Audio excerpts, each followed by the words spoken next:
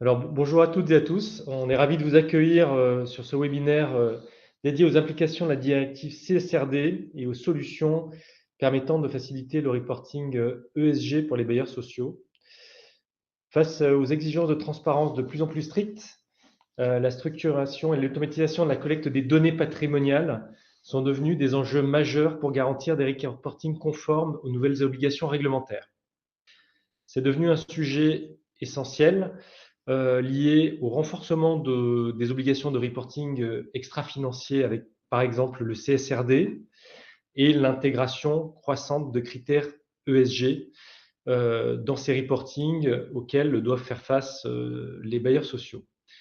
On est ravis de vous accueillir et ce webinaire sera co-animé donc par Emmanuel Drouin, expert produit Diaginfo de Sigma, Julien Brizard, responsable de l'offre CSRD de Sigma, et donc moi-même, Frédéric Clermont, directeur commercial de Novamap.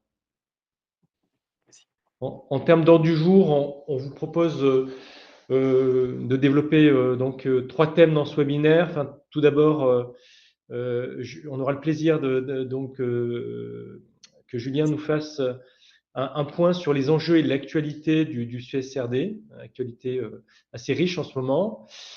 Et ensuite, avec Emmanuel, on va vous parler du process complet pour la production d'un reporting CSRD, de la collecte de la donnée à sa centralisation et jusqu'au reporting CSRD et ESG avec aussi une présentation par Julien du nouveau module de reporting CSRD de Sigma. Enfin, on vous fera un focus très rapide sur qui est Novamap et qui est Sigma, pour ceux qui ne connaissent pas. Et enfin, on se réservera quelques minutes pour des questions-réponses. Merci Frédéric, bonjour à tous. Donc la CSRD, qu'est-ce que c'est et quelle est son actualité? Donc la CSRD, telle qu'elle avait été écrite il y a quelques semaines maintenant, quelques mois, elle reposait sur 4 piliers. C'est quoi la CSRD? C'était tout d'abord un référentiel standardisé, c'est-à-dire que préalablement, on peut avoir des rapports RSE type DPEF qui étaient écrits sur les données qu'on avait bien envie sur lesquelles on voulait divulguer des informations, mais on pouvait ne pas divulguer sur des données sur lesquelles on n'avait pas envie. La CSRD, c'était un peu un renversement de la table par rapport à tout ça, c'est que c'est un référentiel standardisé sur lequel tout le monde doit reporter la même chose. Il y avait notamment, il n'y avait pas de normes sectorielles, c'est un référentiel secteur agnostique. Avec une méthodologie unique, c'est-à-dire qu'il y avait des étapes à bien suivre, établir sa chaîne de valeur, faire son analyse de double matérialité, et ensuite aller dans le dur de la collecte de données, des points de données. La CSRD allait aussi vers un format de sortie digitale normalisé qui est le XBRL, qui est un format type XML en un peu plus complexe, qui permettait une comparabilité des données. L'objectif final était vraiment de pouvoir, entre secteurs d'activité, entre entreprises, pouvoir comparer vos politiques et vos métriques sur les données ESG. Le champ d'application de la CSRD, donc c'est un reporting consolidé. Donc si on avait des filiales, il fallait faire bien un rapport au niveau du groupe et des jalons d'entrée croissants dans la CSRD, c'est-à-dire que en 2020, collecter des données en 2024 pour publier un rapport en 2025, les grands groupes soumis à la DPEF et à partir des années suivantes sont déclinés vers les ETI, les PME, etc., etc.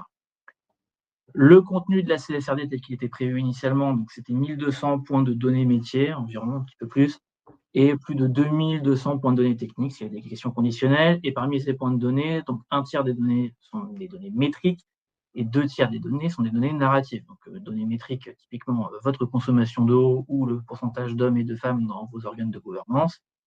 Point de données narratifs, c'est votre politique pour expliquer comment est-ce que vous allez faire évoluer votre consommation d'eau dans les prochaines années. Qu'est-ce que vous allez faire pour l'améliorer, par exemple. Et enfin, on est sur un rapport qui est contrôlé par un commissaire aux comptes ou un organisme tiers indépendant avec une assurance limitée.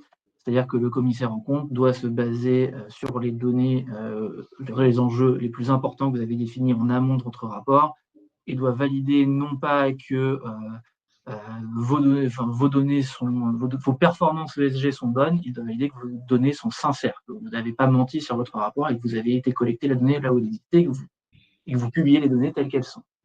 Pas d'obligation de résultat sur la CSRD, c'est juste une obligation de moyens. Donc si vous êtes un gros pollueur, par exemple, il n'y a pas de problème au niveau de la CSRD. Il y a un problème si vous ne publiez pas vos données de pollution. Avec des sanctions applicables si vous faites obstruction, si vous ne publiez pas ou si vous faites obstruction au contrôle du rapport, qui peuvent aller jusqu'à 3 ans de prison et 75 000 € d'amende. Donc ça, c'est la CSRD telle qu'elle était prévue jusque-là. Et on va voir maintenant quelles sont les nouveautés suite à la directive Omnibus qui a été publiée par la Commission européenne le 26 février dernier. Donc, il faut savoir déjà que la directive Omnibus n'est pas entérinée. Pour le moment, on reste sur la CSRD telle qu'elle a été écrite précédemment, donc il y a quelques années déjà.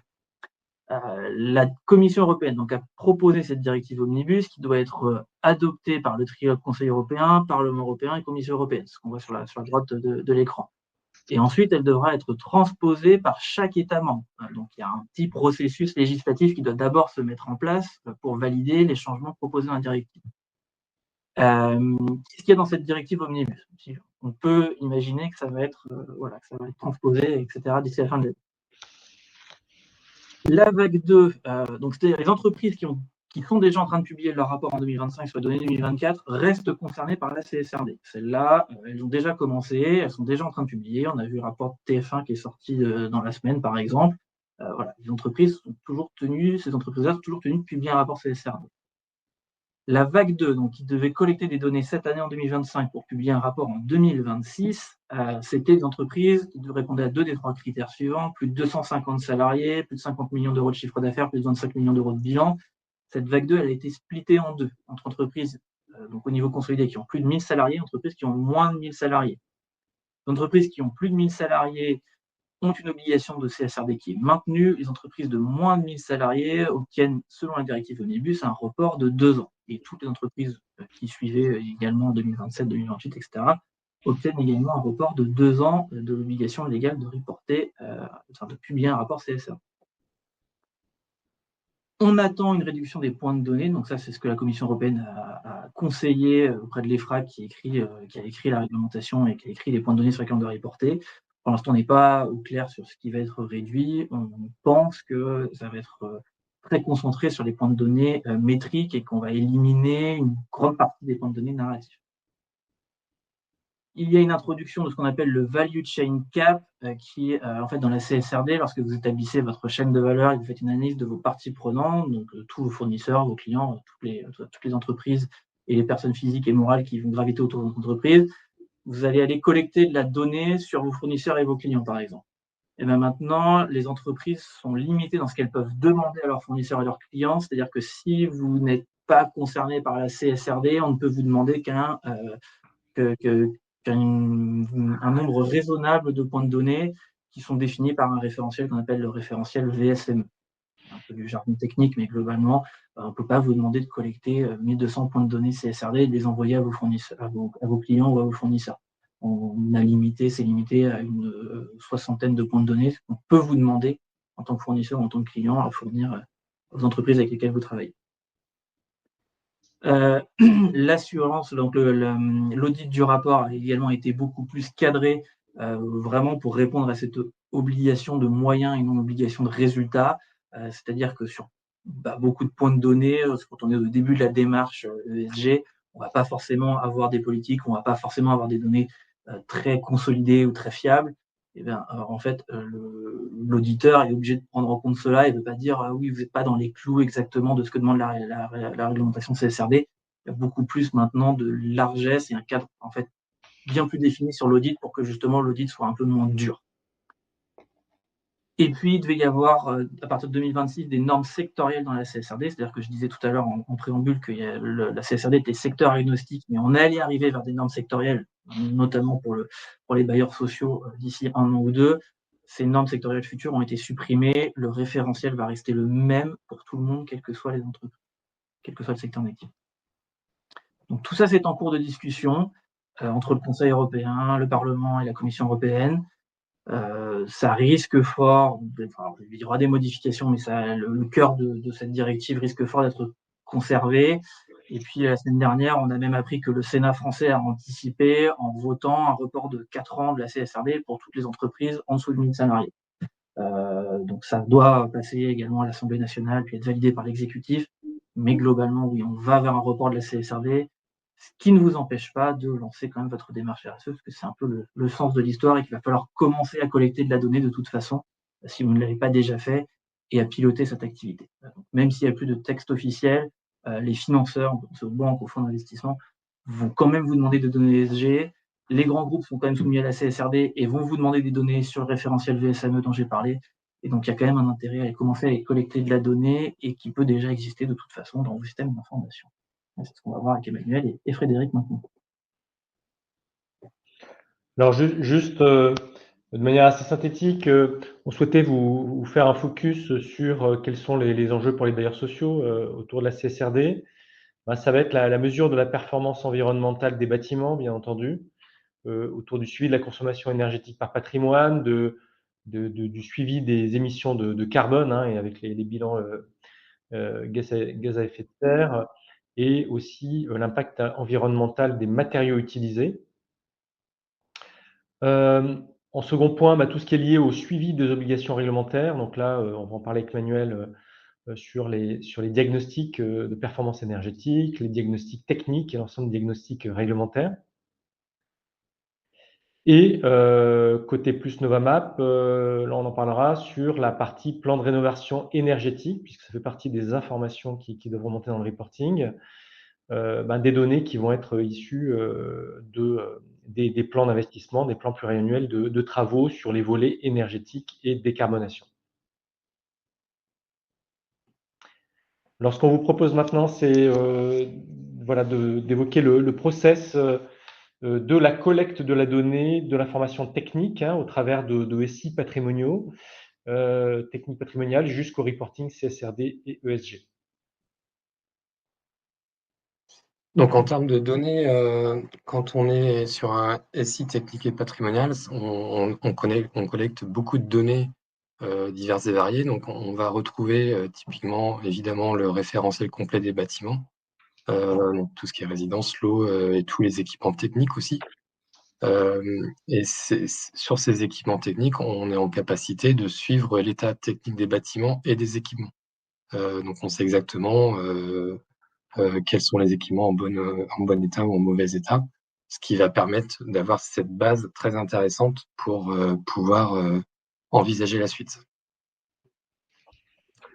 On est également en capacité de récupérer la performance énergétique de chaque logement, de chaque bâtiment que vous avez dans votre patrimoine. Donc, ça va permettre de collecter ces émissions de consommation et d'en faire une consolidation au niveau de l'organisme ou même d'un groupe pour connaître sa performance énergétique et être en capacité de la restituer. En termes de santé et sécurité, on va être en mesure de planifier des interventions sur des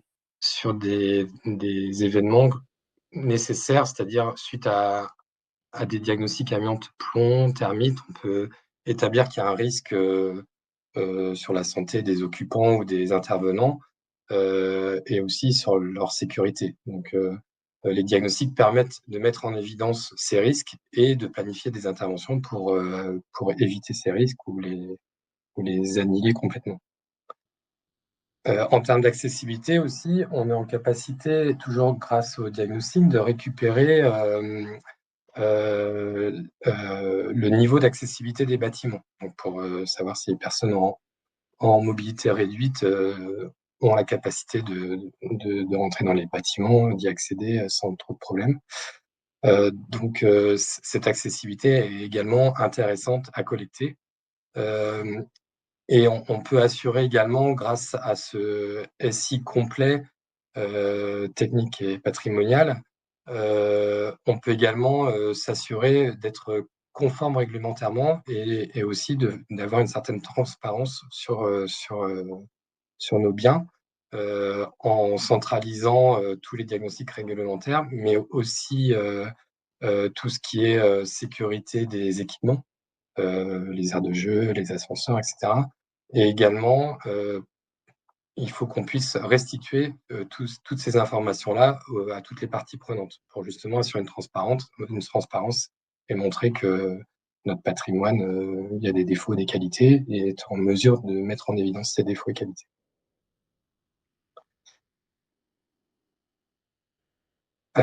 Et oui, dernier point, pardon, la gestion des risques. Autour des bâtiments, évidemment, il y a des risques naturels, voire technologiques. Donc, l'idée est également d'être en mesure de centraliser et donc d'avoir à disposition tout ce qui est état des risques et pollution, pour pouvoir identifier les risques en radon, de sismicité, mais également le bruit aussi, par rapport aux aéroports, les risques d'inondation, débroussaillement, trait de côte pour les plus récents risques identifiés dans les états des risques. Alors, on vient de voir en termes de SI technique patrimoniale toute la donnée que l'on peut collecter, centraliser et qui va permettre notamment de produire le reporting. On a aussi la prise de décision, l'analyse et la prise de décision avec au travers du PSP, des fonctionnalités PSP, la possibilité au travers d'analyse multicritères de pouvoir définir les orientations stratégiques qui vont ensuite amener à projeter les investissements dans le cadre du plan pluriannuel de travaux.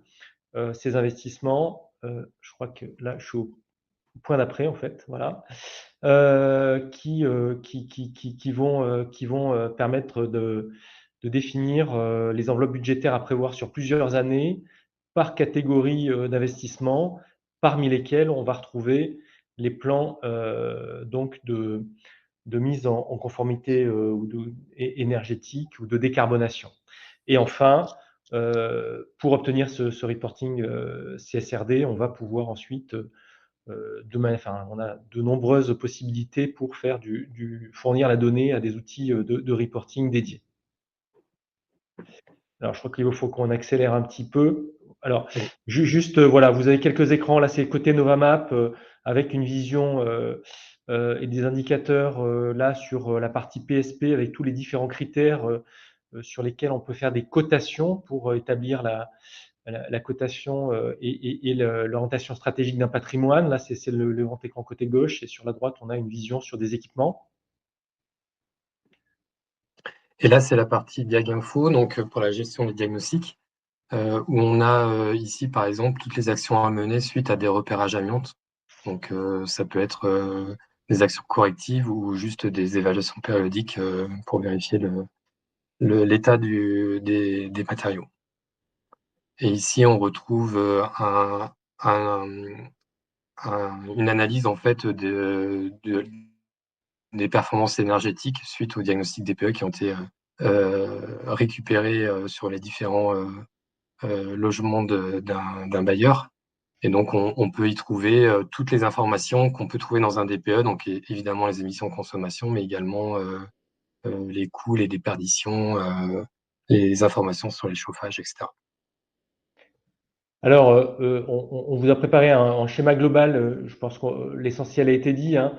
Nous, l'idée, c'était de vous démontrer, de vous expliquer en quoi, avec Novamap et Diaginfo, on fournit une solution complète de système d'information technique patrimoniale qui, combinée bien sûr à d'autres informations, briques du SI ou aussi à des données externes, puisqu'hier, une personne du groupe Action Logement évoquait là les outils sur lesquels ils s'appuyaient et parmi lesquels dans lesquels ils avaient aussi plugué des données issues d'open data, notamment sur des données plus environnementales. Tout ça pour ensuite produire la donnée nécessaire au reporting CSRD. Là, Julien, peut-être tu peux nous montrer quelques exemples. Ouais, alors j'ai sorti 2 écrans. Le premier, donc c'est sur donc le SRS E1, donc consommation d'énergie et mix énergétique.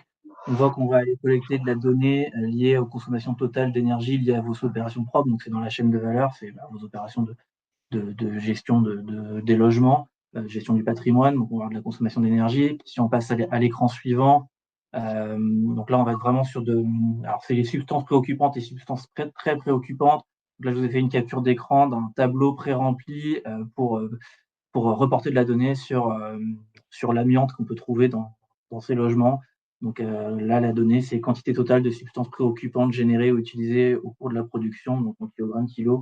Et là, on est sur de la catégorie de danger 1A, donc on parle bien d'amiante, avec une classe de danger cancérogénicité et utilisation. Ça, c'est des points de données très CSRD. sur lesquels vous pouvez donc capter de la donnée dans vos outils existants et qu'après, via des interfaces, on peut aller récupérer dans un outil de collecte ESG type Lixa ESG. Enfin, très rapidement, Novamap, donc nous, on est éditeur d'une solution modulaire SaaS qui couvre à la fois les aspects de gestion opérationnelle, donc maintenance courante et gestion de proximité, et les outils de SITP et pilotage stratégique du parc immobilier, dédiés aux acteurs publics et sociaux. On travaille aujourd'hui pour plus de 50 bailleurs sociaux sur 800 000 lots gérés et avec 3 000 utilisateurs. Et Cima Informatique, donc on est une société de 700 collaborateurs. On est implanté principalement sur Nantes, mais on a également 4 filiales en plus en France. Un chiffre d'affaires de 75 millions d'euros. On a plus de 2200 clients, 10 partenaires stratégiques. Et nous sommes une société qui sommes éditeurs de logiciels, mais on fait aussi de l'intégration de logiciels. On fait des solutions sur mesure pour nos clients. On travaille également sur la data. On fait de l'infogérance et cloud. On a nos propres data centers pour héberger les solutions. Et on fait également de la cybersécurité. Rapidement, donc Diaginfo, c'est une solution de gestion de diagnostic.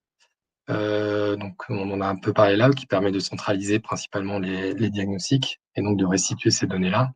Et également, pour le coup, on a le reporting CSRD. Oui, alors qui va aller plus loin que le reporting CSRD, mais on a Lixa ESG qui va vous permettre de collecter de la donnée selon différents référentiels ESG. Donc, on a la CSRD, on a la VSME dont je parlais précédemment, et si vous êtes par exemple entreprise à mission, on est capable aussi de mettre à disposition des référentiels personnalisés qui vous permettent de collecter les données environnementales, sociales et de gouvernance qui vous concernent, et de piloter cette donnée. Alors, je vois qu'on commence à dépasser. On a eu une question à laquelle j'ai répondu directement dans le chat. On va être obligé de de terminer le webinaire. Merci à tous et à toutes et à tous d'avoir assisté. On reste à votre disposition. Vous avez là nos emails si vous souhaitez nous contacter. Et de toute façon, on se permettra de vous envoyer un petit emailing pour vous remercier et vous transmettre nos coordonnées. Merci et bonne fin de Digital Habitat. Merci. Merci, au revoir.